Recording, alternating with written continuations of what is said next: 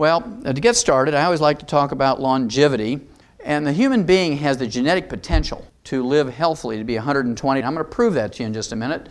Unfortunately, Americans do a lousy job when it comes to longevity. Our average lifespan in the United States is 75.5, about half what we're genetically capable of. In 1990, when the World Health Organization examined the top 32 industrialized nations on Earth, the United States came out 17th. There's actually 16 other countries whose peoples live longer than we do.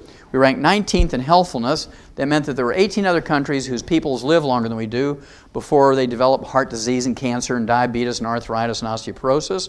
We ranked 23rd when it came to live births and first-year survivabilities of babies, and we ranked dead last, 32 out of 32, when it came to preventing birth defects.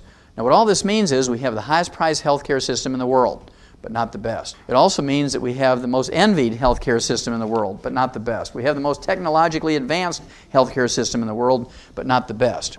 Well, I had a good friend by the name of Christopher Bird for many, many years, over 20 years, and Chris was a best-selling author on books on organically grown food. He was an expert in this subject, and I was always trying to give him vitamins and minerals, and he refused to take them, and he'd tell me, "Doc, I bring my own cooler. I don't eat any hotel food. I bring my own organically grown food, and so I don't need to take vitamins and minerals."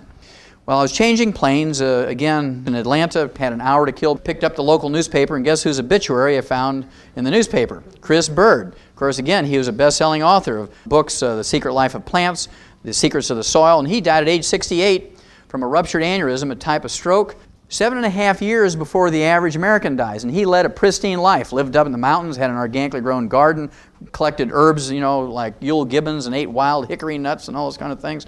And because of his belief, he died of a copper deficiency. And I'll show you in a minute that copper deficiency causes ruptured aneurysms.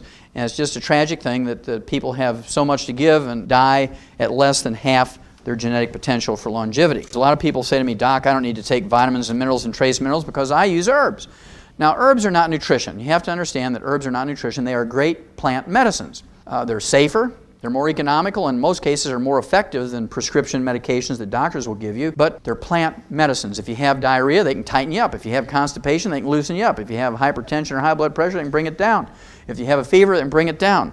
But don't expect to get enough calcium or selenium or boron or copper or vitamin A from herbs. Well, I've been doing biomedical research and clinical research in animals and human beings, and I can tell you no matter how you look at health and longevity, whether it be in animals or human beings, there's only really two concepts you have to deal with. Concept number one I refer to as avoid stepping on the landmines. This is where you don't want to throw away your healthy physical body wastefully. You don't want to smoke. Don't abuse alcohol. Don't do drugs. Don't jog down the highway at 2 o'clock in the morning wearing an all-black ninja suit. You're going to get hit by a truck mirror, right? Whenever a doctor says, "Here's our options," never say, "Doc, whatever you say, you're the doctor." When a doctor says, "Here's our options," what you want to do is say, "Look, I want copies of all these records and tests, I want copies of the x-rays," and go visit 3 other doctors and 3 other hospitals. You want to talk to 12 of their living patients that had gone through this procedure. Talk to them, see if you really want to do this. I mean, you do this for your driveway and your roof and your fence and your yard and all that kind of stuff. Why not for your own physical body? That's concept number one. Now that you've avoided the landmines, you're in a good position to do all the positive things that you need to do to go on to live to be over 100.